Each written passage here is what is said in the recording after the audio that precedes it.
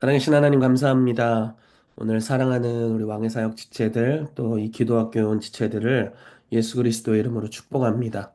주님, 당신의 임재와 사랑과 능력을 우리의 삶에 쏟아 부어 주시기를 이 시간 기도합니다.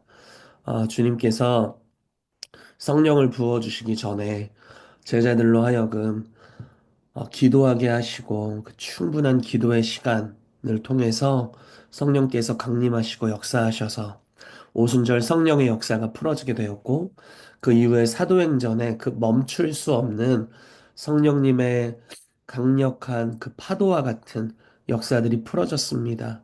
이 시간 이 기도학교에 있는 모든 분들에게 그러한 역사들이 풀어지게 되기를 예수 이름으로 기도합니다. 성령님 오늘 마음껏 운행해 주시고 지혜와 계시의 영을 부어 주시고 기도의 영을 부어 주시옵소서. 그래서 우리가 성령 안에서 기도하고 우리의 영이 솟성케 되고 살아나는 역사들이 풀어지게 되도록 주여 일하여 주시옵소서. 이 시간 기름 부으셔서 감사합니다. 함께 하실 걸 믿고 감사드리며 예수 그리스도의 이름으로 기도합니다. 네. 네, 우리 잠시 오리엔테이션을 하고요. 그리고 네, 모임을 시작하도록 하겠습니다. 어, 잠시 제가 화면 공유할 수 있도록 도와주시겠어요?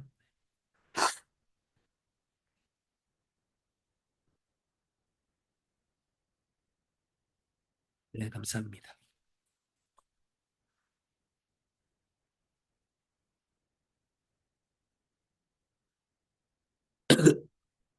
네, 보이시죠? 네, 킹스빌리 교회 온라인 기도학교입니다. 기도에 관한 주제를 좀 다루면 좋겠다는 생각이 들었습니다. 저희가 이제 대부분 은사에 대한 것들을 많이 다루고 있죠. 근데 이제 은사를 다루는 건 너무 유익하고 또 필요한 일인데, 그거보다 좀 더 기도에 대한 좀 더 본질적인 내용들을 저희가 함께 나누면 좋겠다라는 생각이 들었습니다. 그래서 우리 왕의 사역 지체들에게도 또 이 내용이 필요한 분들에게도 기도에 관해서 우리가 전반적으로 좀 이야기를 하고 우리의 삶에 기도의 습관, 기도의 영이 회복되면 좋겠다 이런 마음을 가지고 또 이 스쿨을 열게 됐고요. 또 시즌이 그 저희가 고난주간 지나고 또 성금요일이 지나고 네, 부활절이 지났습니다. 그리고 이제 좀 더 지났는데, 이제 오순절이 다가오고 있는데, 저희가 뭔가 성령 강림을 예언적으로 기도로 준비하면 좋겠다라는 좀 마음이 있었습니다. 그래서 이 시즌에 저희가 함께 기도하면서 또 기도를 배우면서 하나님 안에서 시간을 보내면 좋겠다는 마음이 좀 많이 들었습니다. 그래서 준비를 했고요. 커리큘럼을 좀 소개를 해드릴게요. 오늘은 기도의 필요성에 대해서 이야기를 할 겁니다. 왜 기도해야 되냐? 뭐 이런 말씀도 있죠. 하나님 우리의 아버지가 되시고 우리가 구하기도 전에 이미 우리의 필요를 다 알고 계신다. 왜 기도해야 되지? 그냥 채워주면 되지. 뭐 이렇게 생각할 수가 있어요. 기도하라고 주님이 근데 하세요. 그리고 기도하는 것 자체가 우리의 삶에 그 태도를 온전케 해줍니다. 우리가 마땅히 있어야 될 위치에 있게 해주는 그런 요소들이 있어요. 그래서 기도를 한다는 것은 너무 중요한 이야기입니다. 여러분 그 기도의 용사라는 단어를 들으시면 좀 어떤 생각이 나시나요? 우리는 굉장히 익숙한 단어이지만 사실 되게 이상한 단어예요. 역설적인 단어입니다. 역설적인.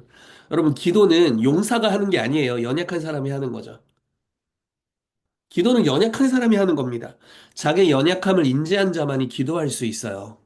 제가 뭐 저희 집 출입문 현관문을 열고 나가는데 기도가 필요할까요? 기도하지 않아도 돼요. 그건 제 힘으로 감당할 수 있으니까. 막 기도하고 제발 주님 열리게 해주십시오 하고 열 필요는 없죠. 근데 제가 기도하는 영역은 내 힘으로 안 되는 영역들을 기도합니다. 네. 그러니까 내 연약함을 인지하는 영역에서 제가 기도하게 돼요. 그리고 기도할 때 주님께서 그 연약한 자를 용사로 삼아 주세요. 참 굉장히 독특한. 그러니까 예수님은 가장 연약한 모습으로 용사들이 취할 수 있는 것보다도 더 놀라운 걸 취하셨죠. 도수장에 끌려가는 어린 양의 모습으로 심한 통곡과 눈물로 간구와 소원을 올려드렸고, 오히려 그러한 간구와 소원을 올려드린 연약함의 아주 궁극적인 모습으로 네, 하나님 보좌 우편에 오르셨어요. 그러니까 이게 바로 기독교에서 말하는 용사 또는 강한 자, 성령 충만, 어, 뭐 이런 모습들이라고 볼 수가 있습니다. 그게 다 기도의 필요성에 관한 이야기들이고요. 그래서 오늘은 좀 그런 좀 본질적인 아주 중요하고 깊이 있는 부분들에 대해서 같이 다루면 좋겠다는 생각이 들고요. 그리고 기도의 습관에 대해서 좀 이야기하려고 합니다. 여러분, 기도도 습관이 필요하죠. 네, 습관이 필요합니다. 습관이 없으면 기도하기가 쉽지 않아요. 정해진 장소, 정해진 시간 이런 것들이 있으면 우리가 기도하기가 굉장히 좋습니다. 특히 기도가 아직 익숙하지 않은 분들에게는 이러한 시간들이 아마 굉장히 필요할 거라고 생각을 합니다. 그래서 예수님이 밤이 맞도록 기도하셨고 새벽 미명에 나가셔서 기도하셨고요. 그리고 성전에 가셔서 기도하셨고 또 산에 오르셔서 기도하셨고요. 중요한 일이 있을 때마다 전날 밤새면서 기도하셨어요. 그런 모습들을 보면은 주님께 명확하게 기도의 습관들이 있으셨다는 것을 볼 수가 있었고, 가룟 유다가 예수님 잡으러 왔을 때도 습관을 쫓아 감람산으로 기도하러 가신 그걸 알았기 때문에 거기로 또 잡으러 왔죠. 뭐 지금 여러분들이 습관을 쫓아 기도하면 마귀가 여러분 잡으러 간다 뭐 이런 얘기를 하는 건 아니지만 네. 어쨌든 우리가 습관을 쫓아 기도하는 것이 너무 중요합니다. 그리고 베드로와 요한이 습관을 쫓아 성전에 기도하러 갔을 때 미문에 앉은 안전뱅이가 구원받는 사건이 일어나죠. 그러니까 이게 일상에서 습관을 쫓아서 하나님 안에서 하나하나 쌓아갔을 때 일어날 수 있었던 놀라운 일이었습니다. 그래서 이런 부분들, 기도의 습관에 대해서 여러분들과 함께 나누게 될 거고요. 또 기도의 내용에 대해서 나눌 겁니다. 저희가 주기도문에 대한 이야기들을 종종 했었는데, 주기도문 내용을 중심으로 기도의 내용에 대해서 좀 보도록 할 겁니다. 우리가 어떤 내용을 주님께 기도할 수 있는지, 어떤 것들을 주님께 당당하게 구할 수 있는지, 주님이 우리의 어떤 기도에 응답하기를 원하시는지, 이런 부분들에 대해서 저희가 나누려고 해요. 어떤 분들은 좀 깐깐하게 이 기도에 대한 것들을 이야기하는 경우들이 있습니다. 예를 들어서 우리는 하나님의 손을 구하지 않는다. 하나님의 얼굴을 구한다. 굉장히 멋있는 이야기예요. 그렇죠? 네, 하나님의 영광, 그분의 성품, 그분의 어떠하심을 더 알길 원한다. 맞는 이야기죠. 성숙한 사람들이 구하는 영역입니다. 그러나 기도는 성숙한 사람만 하는 게 아니에요. 기도는 모든 주님의 자녀들이 하는 것입니다. 그렇기 때문에 주님의 자녀들은 뭐든지 구해요. 여기 저희 어머니가 들어와 계시고 저희 아들 얼굴이 잠깐 잠깐 비치는데 저희 아들이 여기 있습니다. 그 뭐든지 구해요. 제가 어제 저희 아들한테 총을 사줬습니다. 장난감 총. 세상에서 가장 빨리 날아가는 장난감 총을 사줬어요. 18발을 장전을 해서 네, 쏠 수 있는 장난감 총을 사줬습니다. 왜 사줬을까요? 아들을 사랑하니까 사준 거예요. 그게 뭐 하나님의 나라를 위한 것입니까? 전혀 아니에요. 그런 차원의 것이 아니죠. 아들이기 때문에 사주는 겁니다. 사줄, 5천 원짜리였는데 사줄 능력이 되고, 아들을 사랑하고, 그것이 아들의 정서에 좋은 영향을 미치고, 또 그러한 아들에게 무언가를 해주는 것이 아들과 아빠와의 관계를 더 온전케 해주고 돈독하게 해주죠. 관계를 위한 응답입니다. 하나님께서 우리의 기도에 응답하시는 경우가 이런 경우가 굉장히 많아요. 네. 그래서 우리가 거기서부터 시작해서 우리의 기도의 내용이 아주 개인적인 것으로부터 출발해서 하나님 나라적인 걸로 서서히 옮겨가게 될 거예요. 네. 그래서 어떤 것들을 우리가 기도할 수 있는지, 기도의 내용에 대해서 같이 살펴볼 거고요. 그리고 방언 기도에 대해서 좀 알아보는 시간을 가지려고 합니다. 방언을, 어, 저희가 많은 부분 아마 방언으로 기도하시는 분들이 많이 있을 거예요. 방언으로 기도하는 건 굉장히 유익함이 있어요. 그, 자주 하는 이야기이지만 어떤 행위를 할 때 그 행위에 담겨 있는 영적인 의미를 깨닫고 하는 것과 그렇게 하지 않는 것과는 꽤 많은 차이가 있습니다. 네. 계시를 가지고 하는 기도는 더 많은 은혜를 우리의 삶에 가져다 줘요. 방언에는 사실 놀라운 계시들이 있어요.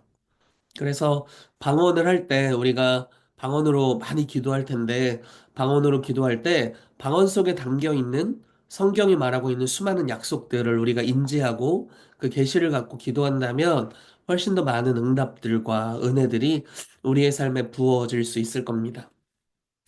여러분, 바울이 이렇게 이야기를 해요. 내가 너희 모든 사람보다 방언을 더 많이 말한다. 이렇게 얘기하죠.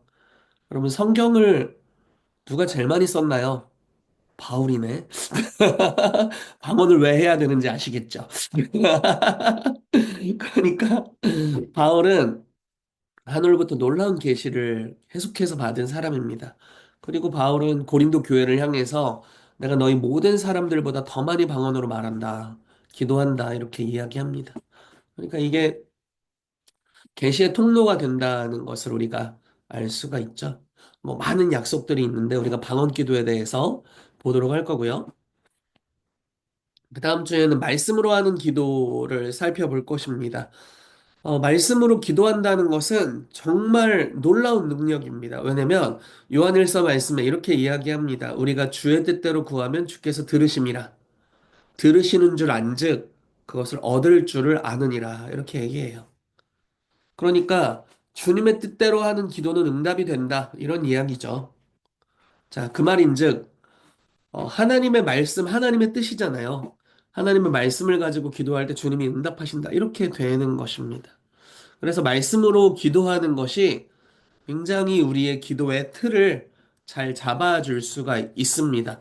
제가 사실 이 말씀으로 기도하는 것은 저에게는 굉장히 익숙한 영역이고 또 저 한국 교회 분들에게는 아마 굉장히 원론적인 내용이어서 제가 막 큰 관심을 두거나 그러지 않았었거든요. 근데 이걸 가지고 이제 키르키즈에서 말씀으로 기도하기를 목회자들을 훈련을 하는 시간을 가졌습니다. 제가 6월에 또 가는데 아마 그때도 좀 더 목회자들을 훈련하는 시간을 가질 것 같아요. 근데 그분들이 이거 너무 좋아하시더라고요. 성경으로 이렇게 기도할 수 있다는 걸 모르셨대요. 그래서 굉장히 충격적이었습니다. 충격적이면서도 그분들이 이거를 너무 필요로 하셨고 또 말씀을 가지고 기도하는 어떤 특정한 툴이나 형식 같은 걸 좀 드렸더니 굉장히 행복해 하셨어요. 그리고 제가 한국에 돌아와서 현지 선교사님의 이제 피드백을 듣는데 현지 목사님들과 함께 선교사님이 기도 모임을 하세요. 몇 주에 한 번씩 하시는데 기도 시간이 늘어났다고 굉장히 행복해 하시더라고요. 그래서 이런 것들이 중요할 수 있구나라는 걸 제가 좀 거기서 느끼게 됐습니다. 말씀으로 기도하는 것들. 우리가 성경에 대한 지식이 많아지고 편만해질수록 아마 이 기도의 분량이 늘어나게 되고 더 많이 하나님의 뜻대로 기도하게 될 거예요. 그리고 더 많은 응답을 가져올 수 있게 될 것입니다. 네. 하나님의 뜻대로 하는 기도이기 때문에 반드시 응답받는 기도입니다. 그렇기 때문에 우리가 기도하는 데 있어서 포기하지 않아도 돼요. 여러분, 어떤 기도는 하다 마는 거 있지 않으세요? 왜냐면 될 거라는 확신이 없으니까. 근데 성경에서 믿음이 크다라고 이야기할 때는 될 것 같지 않을 때, 그럼에도 불구하고 믿고, 신뢰하고, 기다리고, 강청하고, 간절히 매달리고, 이런 모습들을 통해 오히려 주님께서 응답하세요. 네 믿음이 크다. 이렇게 말씀하시거든요. 근데 그렇게 할 수 있는 좋은 근거는 하나님의 말씀입니다. 변함없는 진리. 그분의 입에서 선포한 말씀, 스스로 맹세하셨고, 주님은 거짓말할 수 없으시기 때문에 하나님의 입으로부터 나오는 모든 약속에 대해서는 반드시 응답이 있습니다. 네, 하나님 스스로가 맹세하셨고, 거짓말을 못 하세요. 그래서 이 두 가지 아주 중요한 하나님의 말씀이 이루어진다는 확신을 가지고 우리가 은혜의 보좌 앞으로 담대히 갈 수가 있습니다. 네, 그래서 말씀으로 하는 기도에 대해서 저희가 나누게 될 것입니다. 자, 여섯 번째 주에 저희가 제사장의 기도에 대해서 나눌 겁니다. 제사장, 선지자, 왕의 기도에 대해서 살펴볼 텐데, 구약에서 이야기하는 기름 부음 받은 세 가지 직책이라고 이야기할 수 있죠. 네, 제사장의 기도는 사람의 편에서 하나님께로 나아가는 기도입니다. 그리고 예수 그리스도의 그 구속의 은혜를 중심으로 나아가는 그런 영역의 기도라고 할 수 있겠죠. 제사를 담당하는 사람이었기 때문에. 그래서 그러한 기도의 형태, 모습, 또 어떤 기능들이 있는지를 좀 살펴볼 거고요.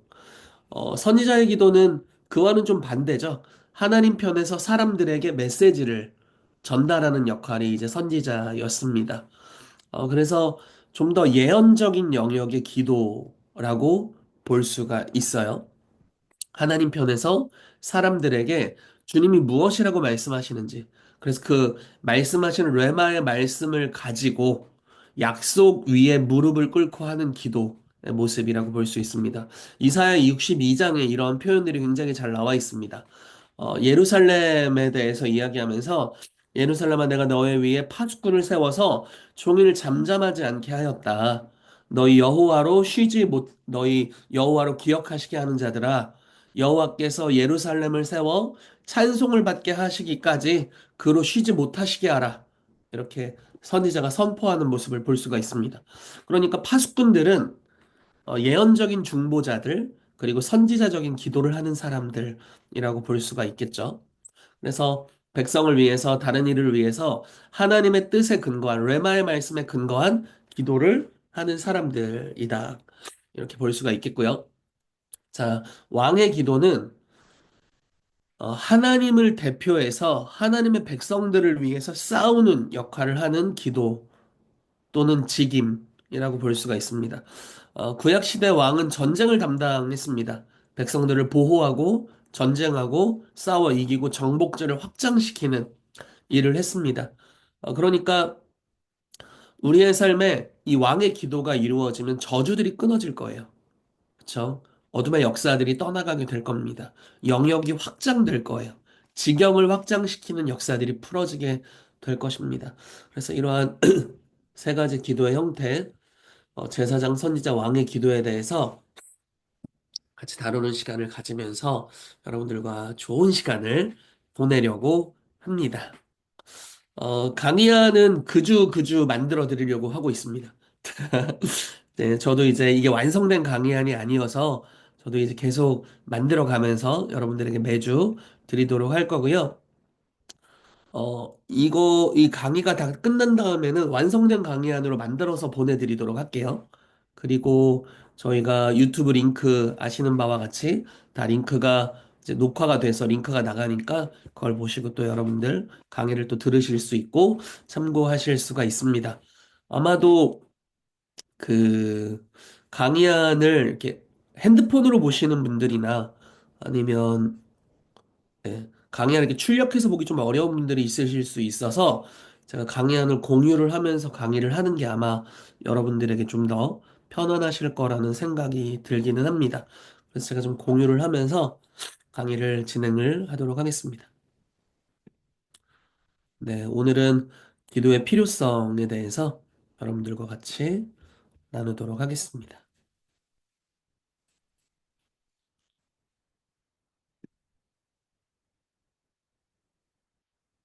네, 잠시만요.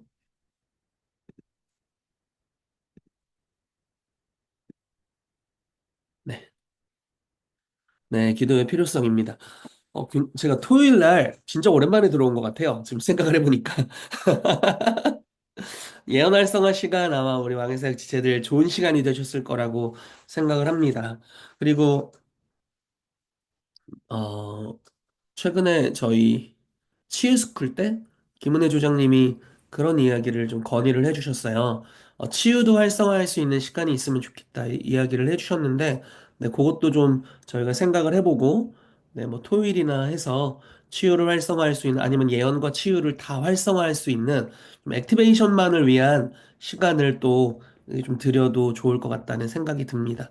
항상 우리가 이러한 사역을 하면서 고민하는 것은 쉬어먹을 데가 없다라는. 네, 여러분, 그것도 이렇게 오래 가진 않을 거예요. 여러분들이 기름 부심이 활성화되고, 이제 주변에서 여러분들이 기도 사역을 시작을 하면, 그러니까, 우리 안에서만 하는 게 아니라, 조금은 용기를 내서, 조금은 용기를 낼 필요가 있어요. 조금은 용기를 내서, 주변 사람들에게 이걸 하기 시작하면요, 이게 사실 소문이 갑니다.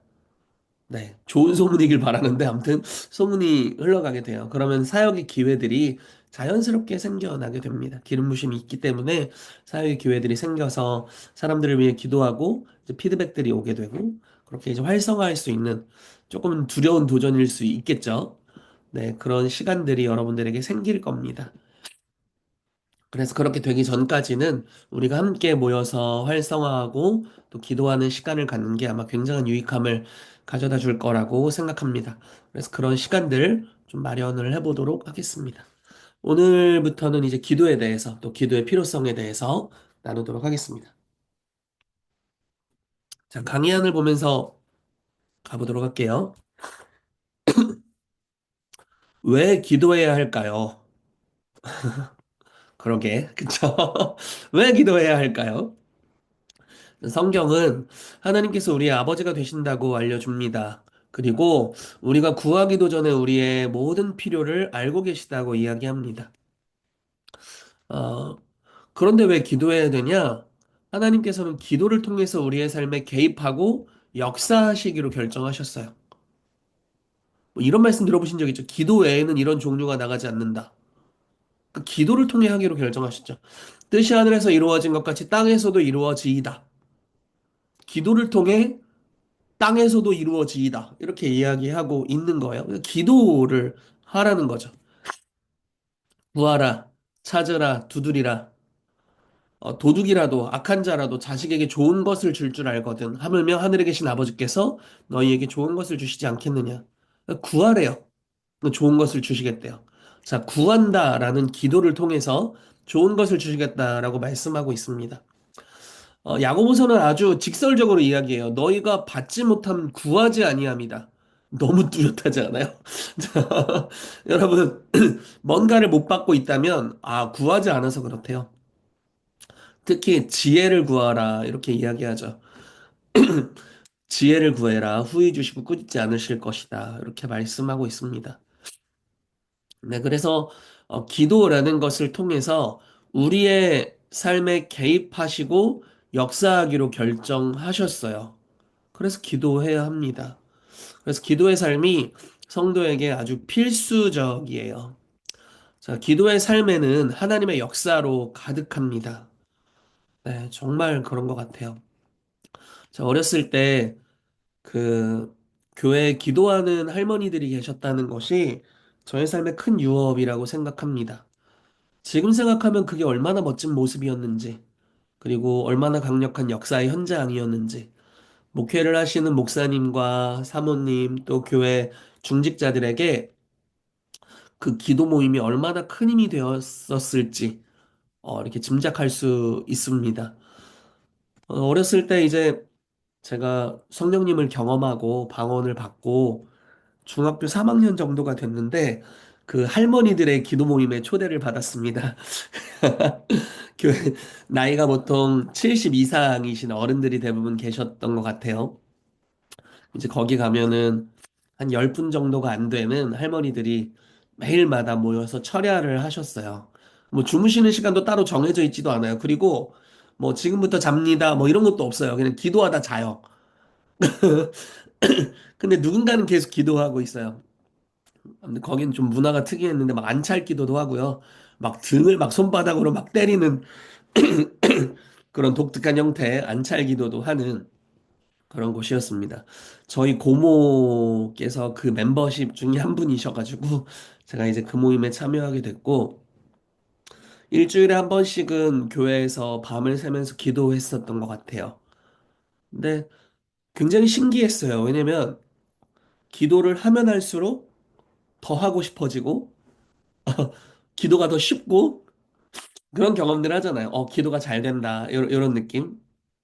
무언가 잘 모르지만 하나님과 굉장히 가까워져 있는 느낌이 들고 그때는 뭐 음성을 듣거나 이렇게 좀 더 영적으로 감각적으로 열려 있지 않았고 주님을 잘 알지 못했기 때문에 뭐 잘 몰랐습니다. 그런데 기도를 하면 이제 그런 생각들이 들었고 또 뭔가 여기서 기도하면 뭐든지 응답될 것 같은 그런 믿음.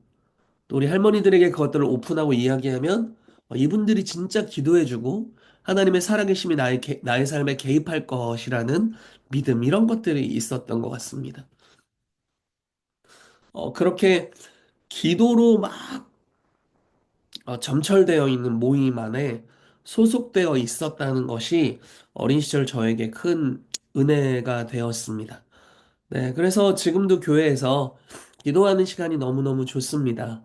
항상 저희 주일 예배가 늦게 끝나기 때문에 몇몇 분들은 너무 늦게 끝난다 이런 이야기를 하지만 제가 결코 줄이지 않는 두 시간이 있는데 한 시간은 예배 시간이고요. 그러니까 찬양하는 시간이고 하나의 시간은 기도하는 시간입니다. 아이 뭐 늦으면 할 수 없지 뭐. 욕 좀 먹고 말지. 이러고 그냥 계속 기도를 합니다. 그래서 주일 설교 끝나고 기도하는 시간이 너무 길어가지고 이제 늦게 끝날 때가 많이 있습니다. 감사한 거는 성도님들의 기도도 끊이지 않고 있다라는 것이 너무 감사하고요. 제가 좀 억지로 끊는 느낌이 있어서 이 시간 안에 예배를 한다는 것이 참 별로다 이런 생각이 듭니다. 점심을 꼭 먹어야 하는가 이런 이런 생각이 들 때도 있습니다. 어쨌든 기도하는 삶에는 하나님의 살아계심으로 가득 채워져 있어요. 그러니까 하나님의 살아계심의 간증으로 기도하는 자의 삶에는 항상 가득 채워져 있습니다. 이게 참 놀라운 것 같아요. 그래서 우리가 기도해야 해요. 네. 하나님은 기도를 통해서 응답하기로 결정하셨거든요. 자, 좀 강의안을 보면서 나가보도록 하겠습니다. 자, 우리를 통해서 이루기 원하시는 일들. 자, 기도는 어디까지 일할 수 있을까요? 기도를 통해서 이루어질 수 있는 일들에 어떤 것들이 있을까요? 자, 이것을 이야기하려면 우리는 우리를 통해서 이루기 원하시는 하나님의 계획을 알아야 합니다. 우리의 삶의 한계가 어디까지일까요? 여러분들의 삶의 한계는 어디까지일까요? 하나님께서는 우리에게 어떤 기대를 가지고 계실까요? 말씀들을 통해서 살펴보겠습니다. 자, 요한복음 14장 12절부터 14절 저희가 자주 나누는 아주 대표적인 말씀이죠. 내가 진실로 진실로 너희에게 이르노니 나를 믿는 자는 내가 하는 일을 그도 할 것이요 또한 그보다 큰 일도 하리니 이는 내가 아버지께로 감이라 이렇게 얘기하시죠. 자, 주님을 믿는 자는 주님이 하는 일을 한다 이렇게 이야기합니다. 심지어 그보다 더 큰 일도 한다 이렇게 이야기해요. 아직 제가 여기까지 못 해봐가지고 모르겠는데. 네. 그런데 주님이 이제 그렇게 말씀하셨습니다. 주님이 하시는 일을 하게 되는 것, 복음을 증거하고, 하나님의 말씀을 나누고, 하나님의 나라를 확장하고, 귀신을 쫓아내고, 병을 고치고, 죽은 자를 살리고, 가난한 자에게 복음을 증거하는 일, 나병한 자를 깨끗하게 한 일, 기적을 일으키는 일, 그리고 이 땅에 하나님의 뜻을 선포하는 일, 또 주님이 우리를 사랑하신 것 같이 우리가 서로 사랑하는 일들, 그리고 좋은 열매를 맺는 것들, 제자를 삼는 것, 한 도시를 변화시킨 역사, 이런 것들.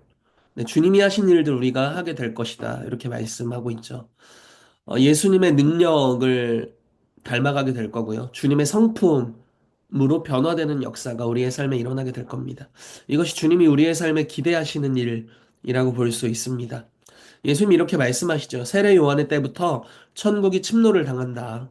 침노하는 자는 빼앗는다. 이 침노한다는 뜻은요. 이게 뚫고 들어간다는 뜻이 있어요. 그리고 굉장히 폭력적인 단어입니다. 그러니까 간절하게 갈망하고 뛰어들고 침투하는 자가 얻게 될 것이다. 이렇게 이야기를 하는데 자, 이게 바로 그 영역이에요. 주님이 하시는 일을 하는 게 아주 폭력적으로 침노하는 자가 이 일을 하는 겁니다. 그래서 상식적으로 행동하는 것 이상으로 우리가 굉장한 갈망으로 주님께 나아갈 때 이런 역사들이 풀어지게 돼요. 여러분, 그 성경에 하나님의 살아계심을 경험한 수많은 사람들은 상식 밖에서 행동했어요. 여러분, 친구가 치유되기 위해 지붕을 뚫는 게 말이 됩니까? 지붕을, 근데 저는 그 당시 지붕이 어떻게 생겼나 모르겠는데 어떻게 지붕을 뚫을 생각을 했을까? 진짜 제정신이 아니죠. 남의 집 지붕을 뚫습니까? 어떻게? 그, 한국에 이제 외국 강사님들이 오실 때마다 그런 걸로 깜짝깜짝 놀래신다고 해요. 제가 제이네먼 목사님 이야기를 들었는데 그분이 이런 얘기를 하더라고요. 임산부들을 위해서 기도해 줘야겠다는 감동이 있었대요. 그래서 아이를 임신한 분들 나오시라고 했더니 놀랍게도 다 나오더래요. 그래서 마이크를 잡고 또 얘기를 해요. 임산부만 나와라. 그런데 다 나오더래요. 근데 진짜 무슨 중년 남성이 나오기도 하고 절대 임신할 수 없는 나이대 분들이 나오시기도 하고 그래서 왜 나왔냐 그랬더니 우리 며느리가 임신해야 된다 뭐 이러고 나오고 뭐 그러니까 뭐 별 핑계를 다 대면서 나왔다는 거예요. 네, 그런 비상식적인 행동들 침노하는 겁니다. 가끔은 예의 없어 보일 수 있고 가끔은 덕이 안 돼 보일 수 있어요. 실제로 덕이 안 되는 경우도 사실 있습니다. 저는 이제 집회를 많이 섬겼고, 집회 스텝으로도 많이 섬겼는데, 그러면 쉽지 않아요. 이렇게 질서가 어지러워지기 때문에. 그렇지만 그 갈망함이 하나님의 역사를 가져와요. 그것도 부인할 수가 없어. 그 참 이게 딜레마인 거예요. 질서 정연한 것도 참 좋습니다. 집회를 이끌어 가는데 참 좋아요. 근데 진짜 갈망함이 있어서 막 뛰어드는 막 그런 집회에서는 네, 하나님의 살아계심이 나타나죠. 아이러니한 이야기예요. 어쨌든 세례 요한의 때부터 천국이 침노를 당하는데 침노하는 자가 빼앗는다라고 이야기를 하고 있어요. 예수님만큼 살 수 있다는 가능성의 문이 열렸고 얼마만큼 이걸 갈망하느냐에 따라서 정말 이 삶을 살아내는 역사가 풀어지게 될 거라고 이야기합니다. 토드 화이트라는 강력한 전도자, 요즘 메시지도 많이 나누시고 여러 영역 집회를 많이 하시는데 그 전도자는 그 치유의 기름 부으심을 받고 나서 그러니까 랜디 클락을 통해 치유의 기름 부으심이 왔거든요. 근데 아직 치유가 일어나진 않았대요. 근데 이제 이런 기대를 하는 거죠. 내가 기름 부으심 받았으니까 이제 랜디 클락 같은 역사가 나에게 일어날 거다.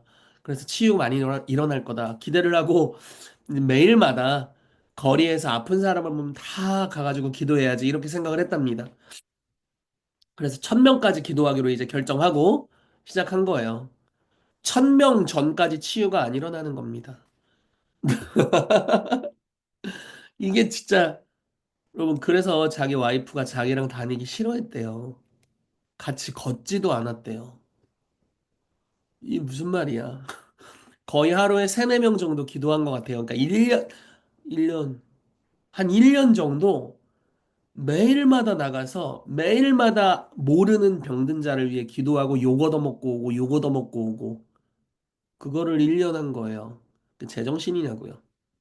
그런 겁니다. 네, 그런 거예요. 그게 침노하는 거예요. 보통 상식적이지 않죠. 굉장한 열정이죠. 성경이 이것을 가리켜 믿음이 크다 또는 믿음이 있다 이렇게 이야기를 합니다. 네. 자, 나를 믿는 자는 내가 하는 일을 한대요. 자, 성경에서 말하는 믿음이 있다가 뭐라고요? 좀 이렇게 평소에 하던 걸 좀 더 넘어서는 행동들을 많이 이야기해요. 수로보니게 여인같이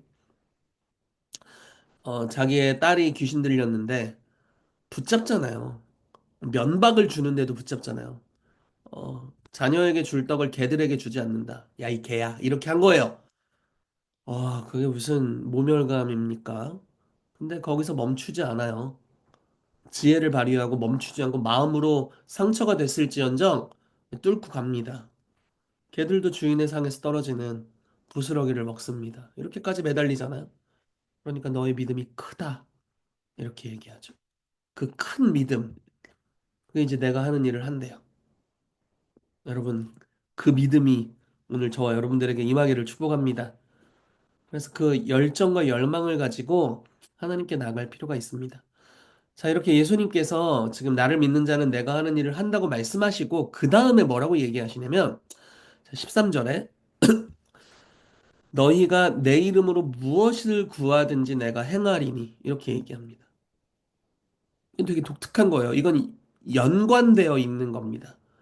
나를 믿는 자는 내가 하는 일을 그도 한다라는 것과 내 이름으로 구하면 행하리라 이렇게 말씀은 연결되어 있는 거예요. 기도와 주님이 하신 일을 하는 것은 아주 밀접하게 연결되어 있는 겁니다. 기도하는 자가 주님을 믿고 주님이 하는 일을 하게 될 거예요. 이게 아주 쌍으로 연결이 돼 있죠. 내 이름으로 무엇이든지 내게 구하면 내가 행하리라. 그래서 기도를 통해서 주님이 우리의 삶을 예수님과 같은 분량으로 이끌어 주실 겁니다. 사도들이 많은 업무로 바빠졌을 때, 그래서 그렇게 이야기를 하죠. 우리가 하나님 말씀을 전하는 것과 기도하는 일에 전무할 거다. 우리가 그것에만 힘쓰겠다. 이렇게 이야기합니다. 그러니까 기도하는 직무를 내려놓지 않죠. 네, 그것이 예수님과 같이 사는 비결이었기 때문에. 자, 쭉 보겠습니다. 자, 예수님께서는 놀라운 일을 행하셨습니다. 이 땅에 하나님 나라를 가져오셨습니다. 병든 자를 고치고 귀신을 쫓아내고 복음을 증거하셨습니다. 많은 제자들을 양육하셨고 하나님의 뜻을 행하셨습니다. 그분은 하나님의 성품과 능력으로 이 땅에서 하나님을 대표하셨습니다. 위의 말씀에서는 믿는 자들이 예수님께서 하신 일을 하게 되고 또 그보다 큰 일을 하게 될 것이라고 말씀하셨습니다. 그러면서 그 이후 바로 기도하라고 하십니다. 우리는 예수님 같이 살도록 부르심을 받았습니다. 예수님의 이름을 우리에게 주셨고 그 이름으로 구할 때 그러한 삶을 실제로 살게 될 것입니다. 그래서 주님과 같이 사는 삶에 대해서 주님이 우리를 기대하고 계신다. 자, 이사야 66장 7절 8절. 시온은 진통을 하기 전에 해산하며 고통을 당하기 전에 나마를 낳았으니 이러한 일을 들은 자가 누구이며 이러한 일을 본 자가 누구이냐. 나라가 어찌 하루에 생기겠으며 민족이 어찌 한순간에 태어나겠느냐. 그러나 시온은 진통하는 즉시 그 아들을 순산하였도다. 이거는 지금 실제로 애 낳는 걸 이야기하는 것은 아니죠. 이것은 나라가 하루 만에 구원받는 이야기를 하는 것입니다. 저는 이 말씀이 이루어져야 될 나라가 지금 굉장히 많다고 생각해요. 네. 뭐 가장 가까이 북한, 그쵸? 뭐 일본도 지금 거의 미전도 종족인데 일본도 그렇고요. 중국도 그렇고요. 굉장히 많이 있습니다. 수많은 이슬람의 나라들 다 구원받아야 될. 그런데 주님이 하루 만에 나라가 구원받는 역사에 대해서 지금 여기 이야기하는 겁니다. 여러분, 이런 일이 진짜 일어나야 돼요. 그래서 우리가 기도할 필요가 있습니다. 주님이 이걸 기대하신다는 거예요. 자, 성경에서 실제로 이런 일이 일어났는가? 일어났어요. 출애굽이 그런 사건이에요. 나라가 하루 만에 구원. 하루 만에 나라가 생겼어. 진짜 놀라운 일입니다. 어떻게 그런 일이 일어날 수 있었을까? 종살이하고 있었던 400년 넘게 종살이하고 있었던 이스라엘 백성, 그리고 70여 명이었잖아요. 굉장히 적은 숫자의 사람들이었는데, 이제 60만, 장정들만 60만이 됩니다. 20세에서 60세 남성만 60만. 그러니까 200만 명, 300만 명 정도 되는 인원이었다고 볼 수 있겠죠. 아마 그 당시에 아이를 많이 낳았다고 생각한다면 더 많았을 수도 있어요. 그쵸? 아이가 많았잖아요, 그때. 이스라엘에 애 낳는 걸 막지를 못했잖아요. 그러니까 아마 굉장히 많은 숫자였을 겁니다. 400년 만에 종살이 하던, 그러니까 나라가 없었죠. 주권도 없고 영토도 없습니다. 그런데 주님이 하루 만에 장자를 멸하는 사건을 통해 유월절 사건을 통해서 나라를 창조하셨어요. 네, 그런 역사가 일어났습니다. 모세를 통해서 하나님이 그 일을 행해 주셨습니다. 다윗도 같은 경우죠. 그전에는 사울 왕 귀신 들려 있었고 이스라엘을 어느 부분 구원하고 중요한 일들을 많이 했지만 그의 노년이 좋지 못했습니다. 그래서 이스라엘의 그 사울 왕의 노년의 통치 때 이스라엘이 좋지 못했어요. 네, 많은 지경을 빼앗기기도 하고 또 네, 그러니까 말도 아니었겠죠. 뭐 다윗 죽이려고 매일 쫓아다녔으니까. 그런데 한 세대 만에 다윗을 통해 나라가 변화됩니다. 그래서 여호와를 경외하는 나라, 그리고 예배하는 나라로 바뀌게 돼요. 하나님의 말씀이 성취되는 나라로 바뀌게 됩니다. 이것이 바로 주님께서 우리를 향해 기대하시는 바이고 이루기를 원하시는 일입니다. 자, 용사들이 할 만한 일들이죠. 자, 세 번째, 스가랴 12장 8절 말씀입니다. 제가 아주 좋아하는 말씀인데, 그날에 여호와가 예루살렘 주민을 보호하리니 그 중에 약한 자가 그날에는 다윗 같겠고 다윗의 족속은 하나님 같고 무리 앞에 있는 여호와의 사자 같을 것이라. 자, 그 중에 약한 자가 그날에는 다윗같이 될 거래요. 여러분 혹시 여러분들이 약하다고 생각하세요? 자, 그러면 여러분들의 표본이 여기 있습니다. 다윗입니다. 우리 중 약한 사람은 다윗, 센 사람은 하나님 같은 사람이 되는 거예요. 네, 이게 주님이 말씀하시는 영역입니다. 요한복음 14장과 굉장히 연결돼 있죠. 네. 주님을 믿으면 주님이 하는 일을 할 거래요. 우리 중에 다윗 같은 자들은 다윗의 족속은 하나님 같이 될 거래요. 그래서 하나님이 행하시는 일들을 행할 수 있게 될 거다. 이렇게 이야기하고 있습니다. 구약에 나타나는 여호와의 사자의 모습이 예수 그리스도를 예표할 때가 많이 있거든요. 그러니까 이런 것들을 보면은 주님을 믿는 자가 주님과 같은 일을 하게 된다. 이런 표현을 동일하게 쓰고 있는 것을 볼 수가 있습니다. 자, 성경은 어느 한 날이 올 것이라고 이야기하고 있고요. 그날은 예수님께서 이 땅에서 십자가에서 죽으시고 부활하신 후 승천하시며 성령을 보내주시면서 시작되었어요. 오순절에 이게 시작이 된 거예요, 이미. 그래서 어느 한 날을 또 기다릴 게 아니라 이런 날이 시작이 됐어요. 자, 그날이 오면 연약한 자가 다윗과 같은 용사, 왕이 될 것입니다. 위에서 언급한 것과 같이 다윗은 한 세대 만에 나라를 바꾼 사람입니다. 이것이 하나님께서 우리를 향해 기대하시는 바예요. 자, 그래서 이렇게 주님께서 우리를 통해 이루기를 원하시는 일들이 커요. 주님은 참 어떤 생각을 가지고 계신지 이렇게 큰 꿈을 가지고 계세요. 주님이 혼자 이루시면 쉽죠. 근데 그걸 우리를 통해서 하겠다고 하시니까 좀 우리도 보통 힘든 것이 아닙니다. 자, 성경에서 기도의 용사라는 표현이 있습니다. 이게 정말 역설적이게도 안 어울리는 표현이에요. 기도, 연약한 자가 하는 거예요. 용사, 그러니까 용을 죽인 자라는 거잖아요. 그러니까 용사라는 단어, 여러분 이 용사라는 단어로 좀 유명한 사람이 있어요. 기드온입니다. 기드온이 처음 그 천사를 통해 하나님의 음성을 들었을 때 천사가 이렇게 얘기해요. 큰 용사여, 여호와께서 너와 함께 하시도다. 여러분 이해가 되세요? 자, 기도는 지금 어떤 모습이냐면 미디안이라는 족속이 이스라엘을 거의 식민 지배할 때였는데 이 족속의 악함은 어땠냐면 평소엔 내비둬요. 온갖 수고를 다해서 이제 수고의 결실, 즉 농사의 열매를 맺을 때만 와서 약탈을 해갑니다. 제주는 곰이 부리고 뭐 그런 거예요. 수고는 쇠 빠지게 이스라엘 백성이 다 했는데 저것들이 다 처먹는 겁니다. 가끔 이런 비슷한 스피릿도 있어요. 어떤 사람이 쇠 빠지게 노력을 했는데 열매를 맺을 즈음에 사건을 일으켜서 그걸 도둑질하가는 스피릿도 있습니다. 그러니까 이게 미디안의 특징이죠. 어떤 스피릿을 상징할 수도 있고요. 근데 이 기드온은 아, 대항할 능력은 없어. 그러니까 미디안이 이미 큰 족속이고 훨씬 강하기 때문에 대항할 능력은 없습니다. 그러나 빼앗기고 싶진 않아요. 근데 그게 막 용맹하다 이런 거 아니고 무슨 용맹은 용맹이야. 용맹이 아니고 그냥 어느 창고 안에서 포도즙 틀 뒤에 숨어서 밀을 타작하고 있는 거예요. 그 빼앗기는 시기에. 그러니까 이스라엘 백성이 무력하게 빼앗기던 것과는 좀 다른 모습이지만 숨어가지고 유유유유를 털고 있는 겁니다. 몸을 웅크리고 포도즙 틀이 얼마나 큰지를 모르겠지만 장정 남자를 가릴 만큼 크진 않을 거란 말이에요. 그러니까 그 뒤에 숨어가지고 밀을 타작하고 있는 참 연약해 보이는 그 모습을 향해서 주님이 큰 용사여 여호와께서 너와 함께 하시도다 이렇게 이야기하는 겁니다. 자, 기도도 비슷한 모습이에요. 주야! 이렇게 막 기도하죠. 무슨 용사입니까? 간절히 애걸복걸하고 있는데.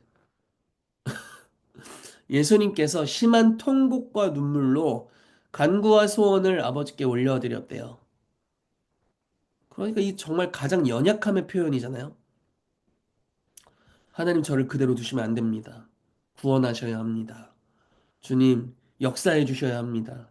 우리를 그대로 두시면 안 돼요. 이렇게 막 애걸복걸한 간구하는 모습, 연약한 모습이에요. 다른 말로 표현하자면 자기의 연약함을 아는 자만이 할 수 있는 기도예요. 근데 이 기도를 통해서 주님께서 이 기도하는 자를 용사라고 칭하세요. 여러분, 여기서 우리가 많은 걸 깨달아야 돼요. 이게 주님이 우리에게 원하시는 모습입니다. 좀 더 읽으면서 이야기를 해볼게요. 자, 기도의 용사라는 단어는 교회에서 자주 사용하는 단어입니다. 그런데 참 이상한 단어의 조합이기도 합니다. 기도한다는 것은 자신의 연약함을 알고 있는 사람만이 하나님께 의뢰하는 행위를 하는 것인데 용사라는 단어와 어울리지 않습니다.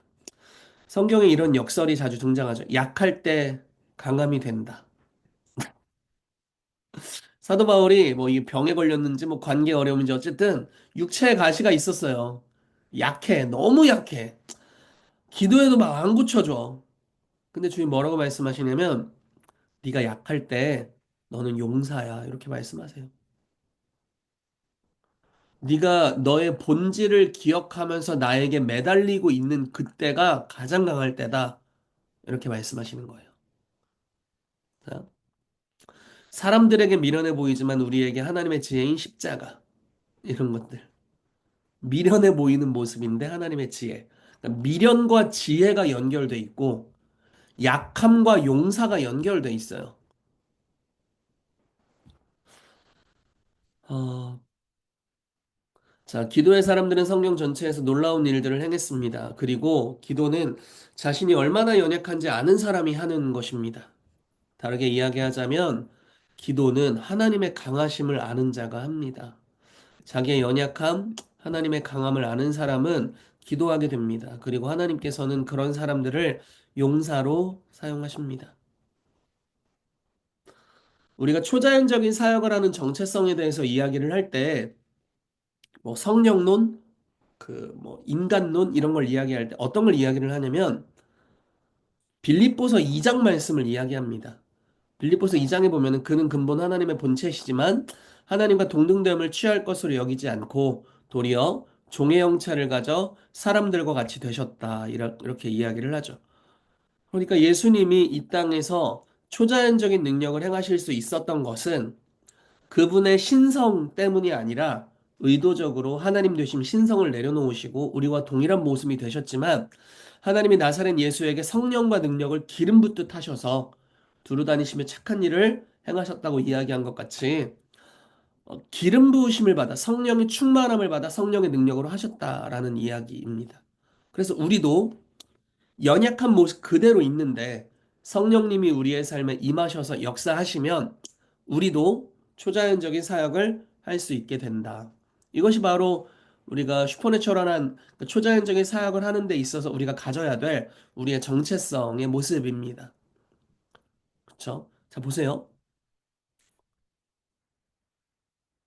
하나님의 영이 연약한 그릇 가운데 담겨요. 근데 이런 모습도 있습니다. 이런 또 다른 정체성도 있어요. 자, 어떤 한 영역에서는 저도 이걸 믿는데 이렇게 이야기해요. 우리는 하나님과도 같은 자이다. 맞죠? 왜 맞냐? 이거 신성 모독이 아니에요. 왜 맞냐면 예수님께서 요한복음에 보면은 너가 스스로를 하나님의 아들이라고 칭하는 것이 신성 모독이다. 너가 스스로를 하나님이라고 이야기하는구나. 네 무슨 사람 따위가 무슨 그렇게 얘기하냐. 이런 욕을 먹었을 때 예수님이 시편 말씀을 인용하시면서 이렇게 얘기하십니다. 성경에 말하기를 시편에 말하기를 하나님의 회의에 참여한 자들 그들을 하나님이 신이라고 표현하시거든요. 그러니까 주님의 백성들을 신이라고 표현했는데 하나님의 택하시고 보내신 내가 나를 하나님의 아들이라고 한다고 너희가 왜 나를 비방하느냐 이렇게 반문하시는 모습을 볼 수가 있어요. 그러니까 여러분들의 삶에는 하나님의 DNA와 하나님의 생명이 있습니다. 그래서 초자연의 역사를 행하는 거예요. 근데 이거를 이제 예를 들어서 이걸 가지고 계속 하다 보면은 모든 능력의 근원이 자기 것인 양 착각할 수가 있어요. 다른 말로 표현하자면 저와 여러분들은 근원이 아니에요. 생수의 근원이 아닙니다. 저와 여러분은 포도나무가 아니에요. 가지예요. 저와 여러분들은 능력의 근원이 아닙니다.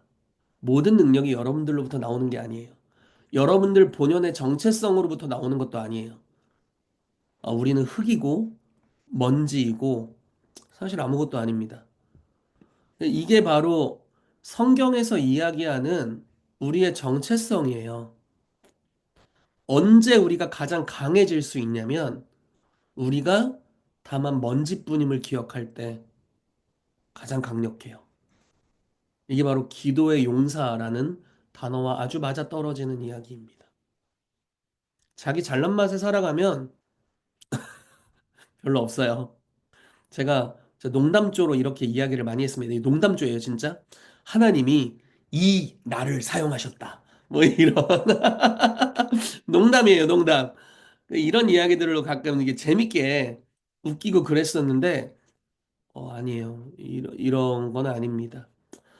어, 베드로가 예전의 능력을 행했을 때, 예수님의 그 죽으심 이전의 능력을 행했을 때는 좀 자기 잘난 맛이 있었던 것 같아요. 그러니까 뭐 표적과 기사를 행하고 나서 누가 크냐는 논쟁 같은 게 있는 거예요.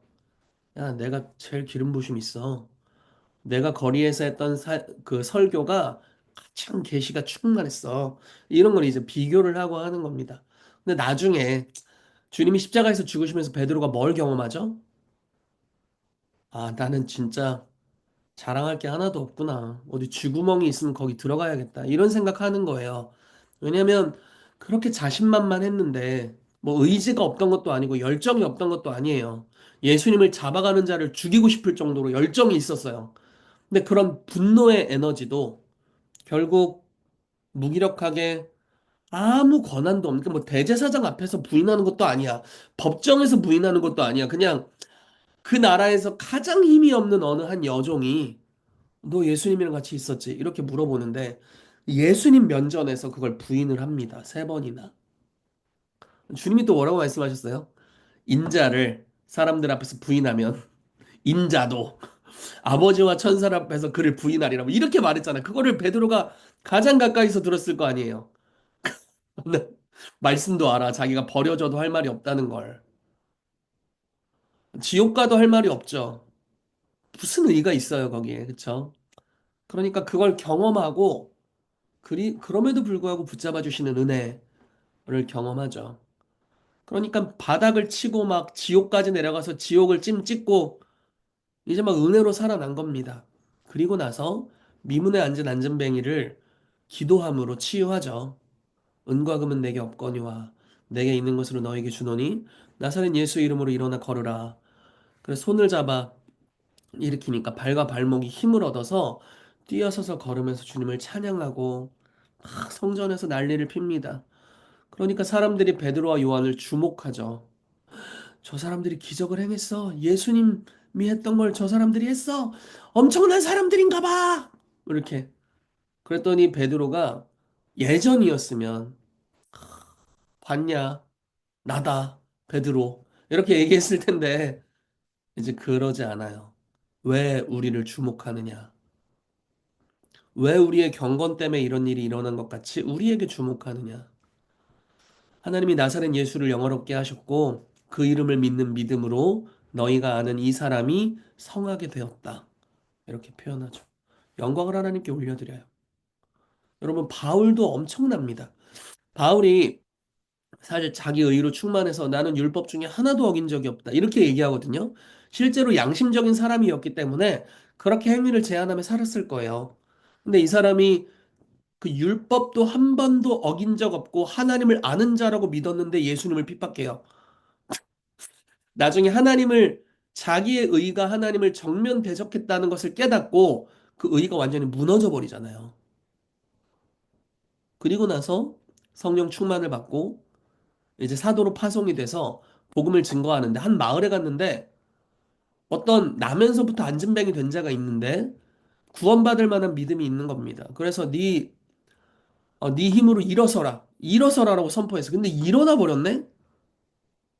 기적이 일어난 거예요. 그 마을 사람이 다 알아. 이 사람 나면서부터 안진뱅이인 거.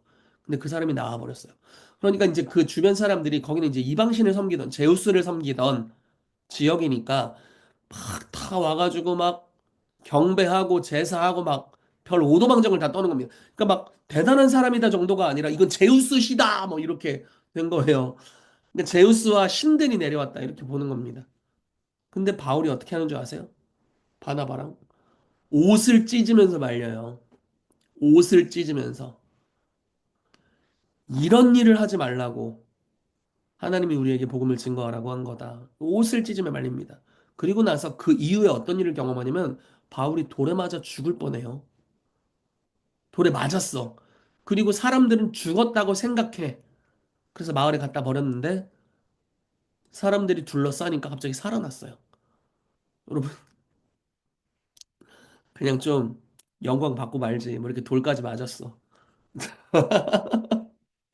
그냥 좀 영광 받고 말지. 뭐 이렇게 돌까지 얻어맞으면서. 근데 얼마나 철저히 낮아짐을 경험했으면 돌에 맞더라도 영광을 취할 수 없어요. 그리고 나서 흘러나오는 하나님의 통치는 사람들로 하여금 개인의 사역자의 권위 밑으로 들어가거나 그 사람을 우상화하는 데 머무르게 하지 않고 하나님의 통치 안으로 들어가게 합니다. 여러분, 저희 왕에서 이런 게 필요해요. 우리에게 이런 게 너무 필요합니다. 탁월한 사역자들 많이 있죠. 너무 멋져요. 좋아요. 그런 사역들을 욕할 이유가 하나도 없어요. 하나님이 행하시는 일들입니다. 근데 아마 여러분들을 통해서도 주님이 그런 일들을 행하실 거예요. 근데 중요한 태도는 의가 나에게 없다. 나는 나는 포도나무가 아니다. 나는 붙어 있는 가지다. 나는 능력의 근원이 아니다. 나는 연약하고 기도할 수밖에 없는 존재인데 하나님이 그런 연약함을 인지하고 있는 자를 용사로 삼으신다라는 겁니다. 나의 의는 아무것도 없다. 예수님밖에 없다. 그런 자가 예수님 같은 의로움과 지혜를 가진 자가 되게 해요. 이게 성경에서 말하는 자기 부인의 한 모습일 수 있습니다. 기도는 이런 사람이 하는 거예요. 가끔 이렇게 주제 파악이 안 되는 사람들은 이런 경우도 있을 수 있습니다. 기도하면서 교만해. 이게 얼마나 우스운 일입니까? 기도하면서 교만하다는 것이 얼마나 우스운 일이에요, 여러분. 기도는 어떤 사람이 하는 거? 연약한 사람이 하는 거. 연약합니다 하면서 어떻게 그걸 교만할 수가 있어요. 그러니까 잘못 파악하고 있는 거예요. 여러분, 기도는 우리의 의로움이 될 수가 없어요. 기도 많이 한다고 그게 무슨 의로운 겁니까? 자기 연약하다고 계속 이야기하는 게 기도인데. 그러니까 아주 잘못된 행동이죠. 겸손한 이들이 기도할 수 있습니다. 그리고 겸손한 이의 삶에 하나님의 능력이 머물게 됩니다. 그래서 기도의 용사라는 단어가 너무 중요한 단어예요. 자, 요한복음 15장 1절부터 8절 말씀을 같이 보겠습니다.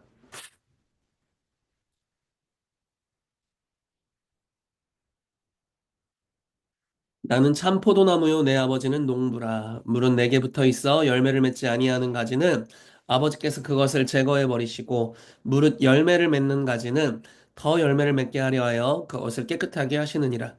너희는 내가 일러준 말로 이미 깨끗하여졌으니 내 안에 거하라. 나도 너희 안에 거하리라. 가지가 포도나무에 붙어 있지 아니하면 스스로 열매를 맺을 수 없음 같이 너희도 내 안에 있지 아니하면 그러하리라. 나는 포도나무요 너희는 가지라. 그가 내 안에 내가 그 안에 거하면 사람이 열매를 많이 맺나니 나를 떠나서는 너희가 아무것도 할 수 없음이라. 사람이 내 안에 거하지 아니하면 가지처럼 밖에 버려져 마르나니 사람들이 그것을 모아다가 불에 던져 사르느니라.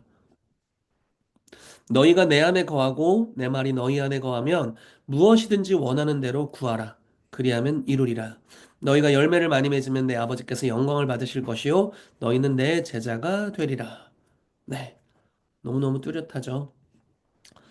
자, 가지가, 너는 가지, 나는 포도나무. 가지가 포도나무에 붙어 있지 아니하면 스스로 열매를 맺을 수 없음 같이.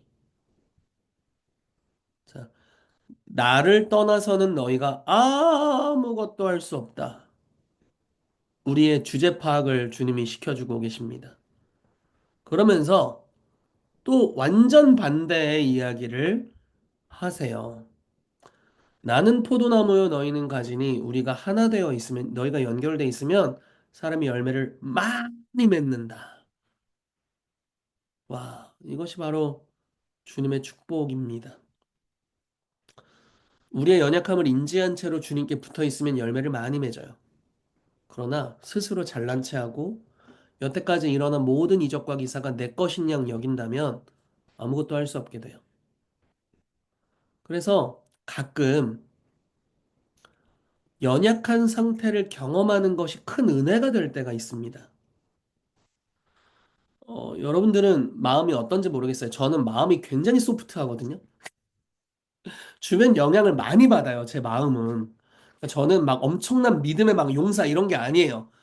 저는 마음의 평강이 쉽게 깨지기도 하고 주변의 소식이 쉽게 영향을 받습니다. 저는 굉장히 감정적인 사람이고, 뭐 감정 기복이 심하진 않지만 감정적인 사람이에요. 그리고 주변의 영적인 영향도 많이 받고요. 그러면 아, 마음이 참 연약하구나 이런 걸 느껴요. 왜냐면 마음이 자주 흔들리니까. 근데 그 상태에 감사할 때가 많이 있어요. 의지하게 되잖아요. 주님을 의지하게 되잖아요. 아, 주님. 아, 심장 떨려요. 마음이 두근두근합니다. 도와주세요. 이렇게 이제 구하게 되는 거예요. 순간순간 의지하게 되는 거예요. 왜냐면 의지하지 않으면 이 마음의 상태가 견딜 수 없으니까 계속 붙잡는 겁니다. 주님을 끊임없이. 네. 당혹스러운 일들이 있을 때, 삶에 많은 일들이 있을 때 주님을 의지하는 거예요. 그러면 그게 참 감사한 일이 됩니다. 지난주에 그, 어, 뉴욕에서 알고 있는 목회자 부부가 오셨어요. 근데 그분들이 굉장히 독특한데 한국 분들이세요. 한국 목사님 사모님 또 아기 둘이랑 왔거든요. 저희 교회에서 방문을 하셔가지고 또 얼마 전에 우리 김숙희 사모님도 교회 방문하셔서 너무너무 좋았고 또 감사했는데 아무튼 방문하셔서 같이 교제를 하는데 얘기를 하다 보니까 이런 얘기를 하게 되는 거예요. 사역하다 스트레스 받아서 머리 빠졌다. 뭐 이런 이야기. 그러니까 막 은혜로 승리한 이야기 이런 게 아니라 우리가 얼마나 연약한 존재인지에 대한 이야기들을 하게 되더라고요. 그게 참 좋았어요. 그 목사님이랑 교제하면서 그런 게 참 좋았습니다. 우리가 사고 친 이야기들. 우리는 사고를 치고 아버지 하나님은 수습을 해주시고 뭐 이런 이야기들 우리가 했어요. 그러니까 그런 일들이 얼마나 많은지 몰라요. 그리고 그런 일들을 우리가 인지하고 있을 때 하나님의 은혜가 임합니다. 그래서 주님은 우리가 연약함을 깨달을 때마다 더 큰 은혜를 주세요. 그리고 우리가 연약하다는 걸 스스로 인지할 때 우리는 기도하게 되죠. 주님께 붙어 있게 돼요. 주님, 나 혼자 힘으로 못해요. 주님이 개입해 주셔야 합니다. 주님, 오늘 사역하러 가는데 혼자 힘으로 못해요. 주님이 개입해 주셔야 돼요. 주님, 내 마음이 이렇게 두렵고 떨린데 이거 내가 스스로 평정심을 유지할 수가 없습니다. 주님의 임재가 필요합니다. 계속 이렇게 애걸복걸한 사이가 되는 거예요. 근데 거기서 큰 능력이 풀어지게 됩니다. 자, 계속 가보죠. 이사야 26장 3절 주께서 심지가 견고한 자를 평강하고 평강하도록 지키시리니 이는 그가 주를 신뢰함이니이다. 자, 이게 개역 한글에 보면 이렇게 써 있어요. 이는 그가 주를 의뢰함이니이다. 이렇게 되어 있어요. 좀 더 저는 이게 좀 더 정확하다는 생각이 드는데 자, 보세요. 심지가 견고한 사람이 있습니다. 근데 그런 사람을 주님은 평강의 평강으로 지켜주신대요. 마음의 뿌리가 깊은 사람. 근데 어떤 사람이 마음의 뿌리가 깊은 사람일까요? 그냥 뚝심 있고 흔들림 없고 담대한 사람인가요? 아니에요. 주님을 의뢰하고 있는 상태의 사람이에요. 연약한 사람이에요, 사실. 기본기가 연약해. 그 연약한 사람이 주님을 의뢰하고 신뢰하고 붙잡고 매달리고 있습니다. 그러면 그러한 자를 주님은 심지가 견고하다라고 일컬어 주시고 이러한 이에게 평강, 더 큰 평강을 주십니다. 자, 성경은 주님을 의뢰하는 자가 심지가 견고하다라고 말합니다. 스스로 흔들림이 없는 사람이 심지가 견고한 자가 아닙니다. 주님을 신뢰하고 의뢰하는 사람이 심지가 견고한 자입니다. 누군가를 의지한다는 것은 세상적으로 보면 연약함의 표현입니다. 그러나 주님 안에서는 의지하는 자가 강한 자입니다. 그 제가 예전에 중국에서 이제 사역을 한참 했을 때 조선족 목사님들에게 물어봤어요. 어, 여러분들 주변의 사람들에게 크리스찬들의 이미지가 어떠냐? 그랬더니 뭐라고 표현했냐면 아무 힘도 돈도 백도 없어서 신을 의지하는 자들.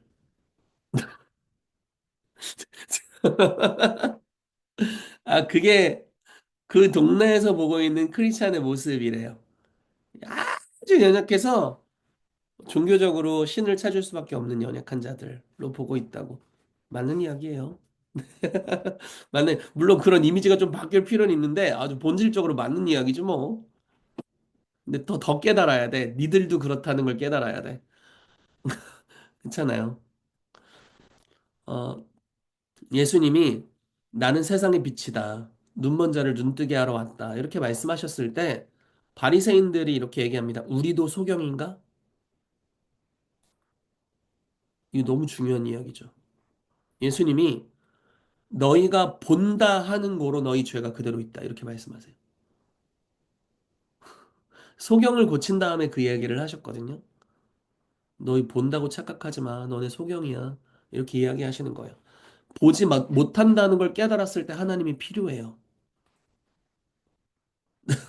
의의가 없다는 걸 깨달았을 때 예수의 피가 필요합니다. 거기서부터 다 출발하는 거예요. 네. 바로 이게 기도의 용사라는 단어가 가지는 의미라고 볼 수가 있어요. 자, 다른 부분도 좀 보겠습니다. 자, 기도가 성령 충만의 열쇠이기 때문에 기도해야 돼요. 자, 요한의 슬레가 한 놀라운 표현이 있습니다. 우리는 하나님이 없이는 아무것도 하지 못하고, 그러나 하나님께서는 우리가 없이는 아무것도 하지 않으신다. 하나님은 우리와 동역하길 원하신다는 거예요.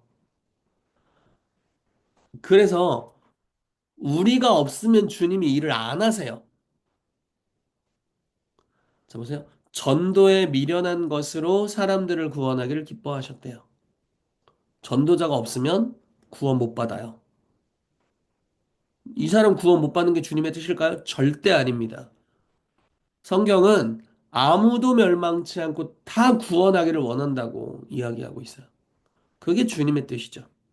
예수님의 피는 몇몇 택함 받은 사람들을 위해 뿌려진 피가 아니에요. 모든 인류를 위한 피입니다. 근데 전도자들이 가지 않으면 네, 구원받지 못해요. 그게 바로 성경이 이야기하는 바입니다. 그래서 우리가 복음을 증거하고 또 선교를 하고 하나님의 나라를 확장하는 일들을 하고 있습니다. 기도도 동일합니다. 기도하지 않으면 일어나지 않아요. 기도하면 하나님이 개입하십니다. 기도를 많이 하면 하나님이 더 많이 개입하십니다. 자, 하나님께서 성도들을 동역자로 부르셨어요. 요거는 우리가 많이 아는 내용이기 때문에 대략 다루고 넘어가겠습니다. 자, 그리고 성령님을 보내주심으로 그 동역을 행해 주십니다. 기도는 성령님으로 충만하게 되는 비결입니다. 자, 누가복음 11장에 보시면 구하라, 찾으라, 두드리라 라고 말씀하셨고 이게 마태복음 7장과 조금 다른 것은요. 끝부분이 좀 다릅니다. 너희가 악할지라도 좋은 것을 자식에게 줄 알거든 하물며 너희 하늘 아버지께서 구하는 자에게 자 마태복음 7장에는 좋은 것을 주시지 않겠느냐인데 여기는 성령을 주시지 않겠느냐라고 나옵니다. 그래서 기도하는 자가 성령의 충만함을 받게 돼요. 이게 굉장히 이 본질적으로 맞아 떨어지는 거예요. 여러분 성령 충만한 사람은 자기의 의로 충만할 수가 없어요. 그러니까 기도하는 이 태도를 계속 고수하는 사람은 겸손한 사람이에요. 그리고 겸손한 자에게 성령님이 부어져요. 그래서 이게 너무 중요한 영역입니다. 자, 예수님께서는 구하는 자에게 성령 충만을 약속하십니다. 성령님이 임하시면 우리는 하나님의 동역자가 되고 주님의 뜻을 이 땅에 행할 수 있게 됩니다. 아,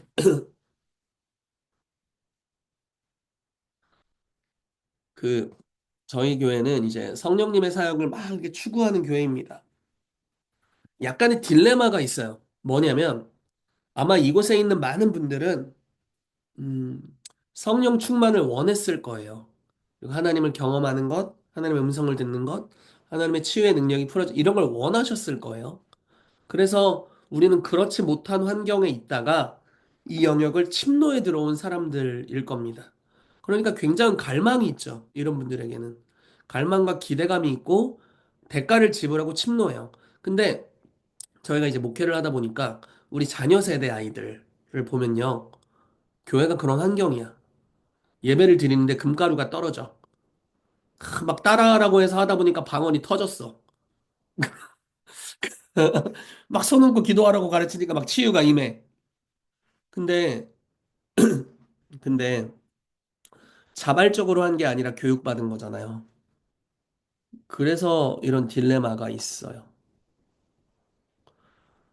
어, 성령, 성령님을 구할 만한, 죄송해요. 인생의 환란을 아직 안 만나 봐가지고, 자기가 누리고 있는 복을 계수하지를 못하고 있는 모습들을 종종 봅니다. 그게 아마 부유한 시대에 살고 있는 대부분의 아이들의 모습일 거라는 생각이 들어요. 좋은 소식은 그들의 삶에도 인생의 환란이 올 거다. 이게 좋은 소식이야? 너희들에게도 올 것이다. 네. 더욱 좋은 소식은 하나님을 찾을 수밖에 없을 것이다. 더더욱 좋은 소식은 주님을 찾을 때 주님이 역사하실 것이다라는 거죠. 네. 야곱이 집에서 팥죽이나 쓸 때는 하나님을 그렇게 찾진 않습니다. 그런데 이제 삼촌 라반의 집으로 거의 쫓겨나듯이 가게 되죠. 배낭 하나 메고. 얼마나 불안해요. 그 기도가 달라지는 거예요. 그러니까 베델에서 하나님을 만나는 겁니다. 요셉이 세마포 옷을 입었을 때는 뭐 고자질이나 하고 꿈이나 꾸고 했죠. 보디발 집에 가니까 어떻습니까? 인생 달라지는 거예요. 간절히 찾게 되는 거예요. 주여 은혜를 부어 주옵소서. 우리 다음 세대들에게. 자, 계속 가겠습니다. 사도행전 1장 보면요. 2장에 성령 강림이 있기 전에 이들이 모여서 함께 기도하는 모습을 볼 수 있습니다. 14절 말씀에 여자들과 예수의 어머니 마리아와 예수의 아우들과 더불어 마음을 같이하여 오로지 기도에 힘쓰더라. 이렇게 나와 있어요. 그래서 약 10일간의 기도 이후에 성령님이 임하신 모습을 볼 수 있죠. 그래서 저희는 지금 이런 시즌을 걸어가야 될 때인 것 같습니다. 성령님, 성령 강림, 오순절, 그 성령의 놀라운 부으심을 위해서 물론 성령 이미 임하셨지만 우리가 계속 기도하면서 주님을 기대해야 할 시즌에 있습니다. 자, 왜 기도해야 하는가? 좀 빨리 갈게요. 제가 아주 강의안을 너무 열과 성으로 준비를 해가지고 굉장히 기네, 강의안이. 몇 페이지야, 이게. 네. 자, 기도를 통해서 하나님의 뜻을 이루기로 결정하셨어요. 그래서 기도해야 돼요. 여러분, 하나님의 뜻인데 기도 안 하잖아요? 안 이루어져요. 이게 너무 심각한 거예요. 자녀들의 삶에 하나님의 보호가 있도록 기도하지 않으면 보호가 없어요. 이 좋은 소식이야, 나쁜 소식이야. 보세요. 저절로 되는 건 없어요. 기도하면 주님이 역사하세요. 물론 믿는 믿음만으로 그 믿음의 방패가 형성이 될 수 있고 아브라함의 가게에 축복이 임합니다. 그러나 어느 한계가 분명히 있어요. 근데 크리스천에게 주님이 기도하라고 하세요. 여러분 기도를 밥 먹듯이 하는 사람 옆에 살아보세요. 기적이 연속이에요. 연속. 제가 이렇게 성령 사역을 이렇게 하면서 돌아다니죠. 그러면 여러 회중을 만납니다. 복음주의, 은사주의, 뭐 여러 회중을 만나요. 가장 강력한 역사가 일어나는 그룹은 그냥 뭐 성경에 대한 이해 이런 게 아니라 기도를 많이 하는 그룹이에요. 여기는 완전 달라요. 그냥 뭐 잘 몰라도 기도를 많이 하는 그룹은 다릅니다. 왜냐면 주님이 기도를 통해서 하나님의 뜻을 이루기로 결정하셔서 그래요. 아마 그분들의 수많은 올려진 기도들이 사역자가 방문했을 때 응답이 쏟아지는 기간일 거기 때문에 아마 그럴 겁니다. 그러니까 기도하면 주님이 일하세요. 기도하지 않으면 없어요. 요거를 반드시 기억해야 돼요. 이게 굉장히 냉정한 겁니다. 자녀의 지혜를 위해서 기도하면 주님이 지혜를 주실 거예요. 기도 안 하면 안 줘요. 왜? 필요한 걸 알면서 왜? 기도를 통해서 역사하기로 결정하셨어요. 주님이 정하신 방법이에요. 그래서 기도해라. 구하라. 알면서 뭘 구하라고 해요. 그냥 알아서 줘봐요. 이거 굉장히 교만한 행동입니다. 항상 우리가 음성 들을 때도 무언가 사역을 할 때도 항상 이야기하지만 하나님의 방식에 우리가 맞춰야 돼요. 그분은 주님이시고 우리는 종입니다. 네, 이거를 기억해야 돼요. 그분은 아빠이고 우리는 아들, 딸이에요. 주님께 맞춰야 돼요. 그래서 주님이 기도를 통해 응답하기로 결정하신 따지지 말고 그냥 기도해야 됩니다. 그냥 기도해야 돼. 네. 기도를 통해서 하나님의 뜻을 이루기로 결정하셨어요. 그걸 뭐 어떻게 합니까? 주님이 결정하셨다는데 기도해야죠. 그리고 구해야죠. 얼마나 기도해? 많을수록 좋습니다. 많이 할수록 좋아요. 자, 근데 조금의 오해는 벗어날 필요가 있습니다. 기도로 모든 것을 대체할 수 있느냐? 그렇지 않아요. 어떤 책에는 이런 챕터가 있어요. 기도를 멈춰야 할 때. 왜냐면 이게 무슨 말이냐면 어떤 사람은 기도만 하고 아무 순종도 하지 않았기 때문에 역사가 일어나지 않는다는 거예요. 기도하고 실제로 말씀을 따라 행동해야 되는, 순종해야 되는, 행해야 하는 영역들이 많이 있습니다. 그래서 기도와 순종, 이 병행돼서 가야 돼요. 자, 어쨌든 기도를 통해서 하나님의 뜻을 이루기로 결정하셨다. 마태복음 6장 9절 10절. 그러므로 너희는 이렇게 기도하라. 하늘에 계신 우리 아버지여, 이름이 거룩히 여김을 받으시오며 나라가 임하시오며 뜻이 하늘에서 이루어진 것 같이 땅에서도 이루어지이다. 아멘. 이렇게 기도하라. 뜻이 하늘에서 이루어진 것 같이 땅에서도 이루어지이다. 자, 뜻이 하늘에서 이루어졌는데 땅에서는 아직 안 이루어졌으니까 이렇게 기도하라. 말씀하고 계시죠. 기도하면 이루시리라. 이렇게 약속하시는 거예요. 기도해라. 그러면 주실 것이다. 구하라. 얻을 것이다. 찾으라. 찾을 것이다. 두드리면 열릴 것이다. 너희가 기도하면 응답될 것이다. 나라를 위해 기도하면 나라에 좋은 일들이 있게 될 것이다. 이야기하시는 거고요. 자녀들의 변화를 위해 기도하면 변화가 일어날 것이다. 가정의 구원을 위해 기도하면 구원이 이루어질 것이다. 이런 말씀들을 막 주시는 거예요. 열방을 위해 기도하면 열방의 구원이 임한다. 이런 것들을 말씀하시는 겁니다. 구하지 않으면 이루어지지 않습니다. 요행은 없어요. 하나님은 신실한 분이시기 때문에 요행 같은 건 통하지 않습니다. 네, 기도할 때 주님이 일하신다라는 거예요. 자, 우리는 하나님의 뜻이 자동적으로 이 땅에 이루어지는 것이 아니라는 것을 알 필요가 있습니다. 이거 너무 중요해요. 이걸 모르는 분들이 생각보다 많고 그렇기 때문에 너무 안일한 경우들이 있어요. 네, 자동으로 이루어지는 게 아니다. 이 땅에서 일어나는 모든 일이 주님의 뜻이 아닙니다.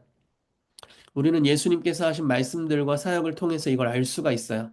주님께서는 이 땅에 수많은 사람들을 그들의 상태에 두지 않으시고, 그쵸? 심지어 그들의 상태를 이렇게 표현하셨습니다. 안식일에 구덩이에 빠진 짐승들. 안식일에 자기가 키우는 가축들, 짐승들이 구덩이에 빠지면 구해내지 않겠냐? 이들이 그 짐승보다 얼마나 더 귀하냐? 안식일에 건져내시죠? 그 상태로 두지 않으세요. 건져내세요. 병든 자 치유하고 눈먼 자 보게 하고 저는 자 걷게 하고 문둥병자 깨끗게 하고 그 상태로 두지 않습니다. 주님의 기도가 이들의 삶에 하나님의 뜻을 이루어냈어요. 자, 우리가 그 일을 해야 합니다. 사람들은 하나님이 전능하시다는 전제 안에서 하나님의 뜻은 자동적으로 이 땅에 이루어질 것이라고 생각하지만 그렇지 않습니다. 하나님께서는 기도를 통해서 이 땅에 하나님의 뜻을 이루기로 결정하셨습니다. 즉, 기도할 때 주님의 뜻이 이 땅에 이루어집니다. 그래서 기도해라. 한계를 돌파하는 기도. 자, 이거 그 이야기입니다. 그 물 가운데 넘어지기도 하고 불 가운데 넘어지기도 한 아이. 그래서 예수님의 제자들이 귀신을 쫓아내려 했지만 쫓아내지 못했던 그러니까 어느 순간 한계에 부딪힌 겁니다. 그때 예수님께서 귀신을 쫓아내시고 병을 치유하신 이후에 이렇게 얘기하세요. 기도 외에 다른 것으로는 이런 종류가 나갈 수 없느니라. 굉장히 포괄적으로 해석할 수 있습니다. 여러분, 기도하면 부딪힌 한계를 돌파하게 될 거예요. 여러분들이 은사사역을 하다가 벽에 부딪힐 겁니다. 반드시 부딪힐 거예요. 근데 기도하세요. 그러면 그걸 또 돌파할 겁니다. 사역을 하다가 어느 순간 벽에 부딪힐 거예요. 그냥 부딪혀요, 원래. 그러면 절망하지 말고 기도하는 겁니다. 그러면 또 돌파가 일어날 거예요. 인생의 벽에 부딪힐 때 기도하면 돌파가 일어날 겁니다. 자, 마지막 여섯 번째 변화입니다. 기도할 때 변화가 일어나요. 개인의 삶에서도 변화가 일어나고요. 가정에서도 변화가 일어나고 도시에서도 변화가 일어나고 나라들도 변화되는 역사가 일어납니다. 여기 두 가지 말씀 적어왔는데 네, 대략 다루도록 하겠습니다.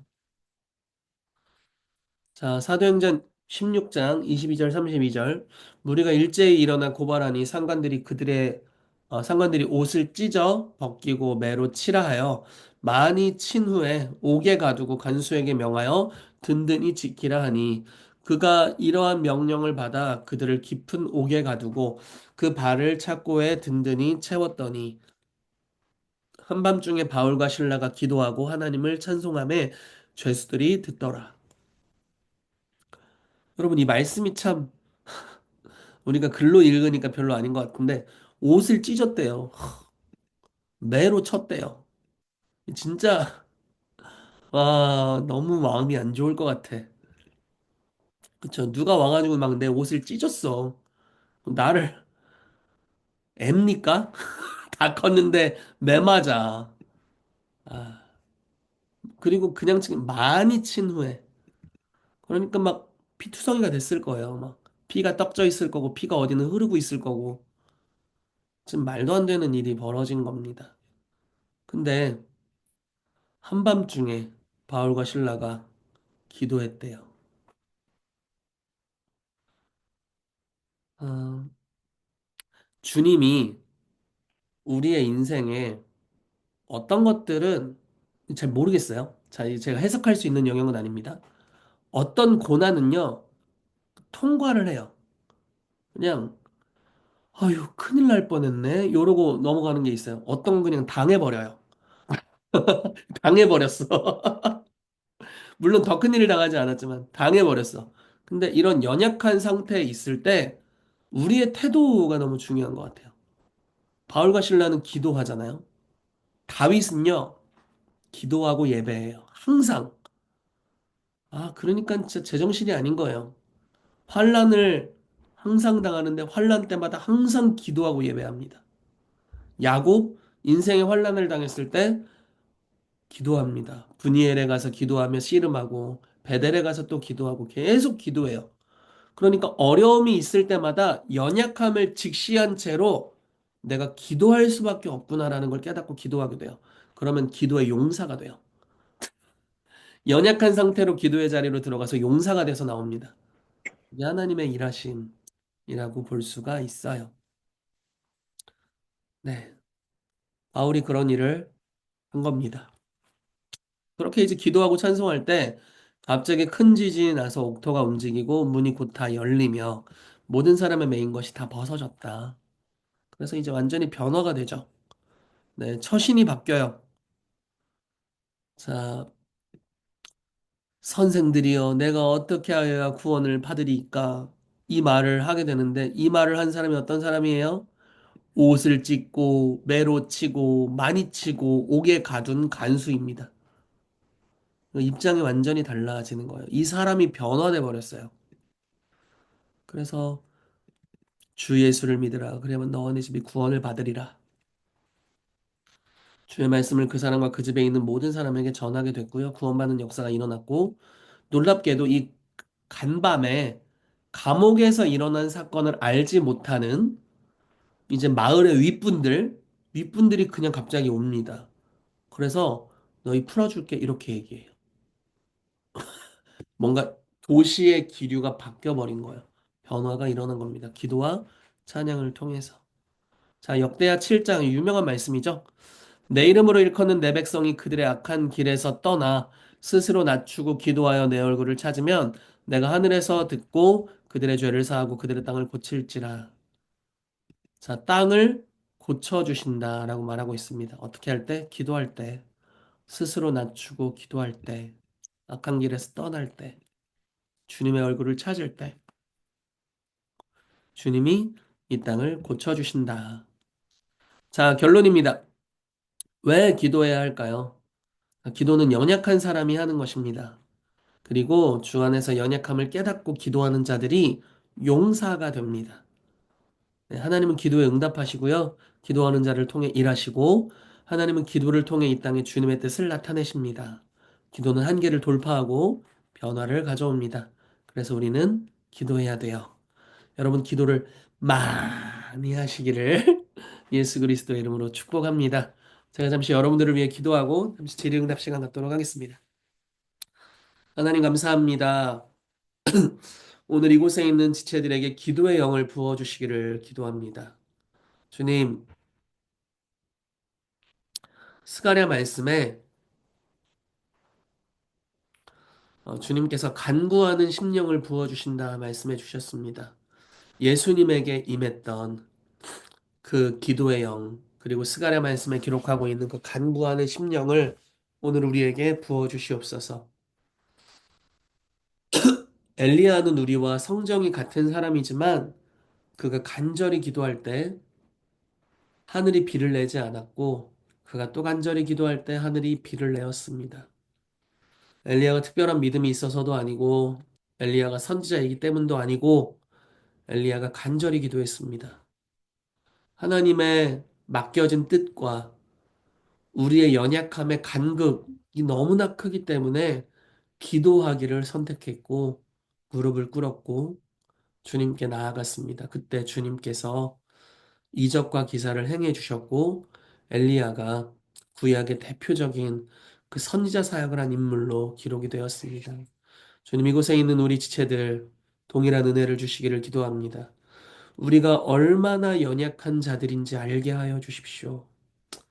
교만하여 감히 자기의 의를 조금도 드러낼 수 없는 연약한 자들이라는 것을 우리가 깨닫게 해 주십시오. 그리고 주님을 의지하는 법을 알려주시옵소서. 그래서 하나님의 깊은 사랑과 은혜 가운데로 모두 들어가게 되도록 성령님 이 시간 역사하여 주시옵소서. 예, 주님의 이름을 찬양합니다. 감사드리며 예수님의 이름으로 기도합니다. 아멘.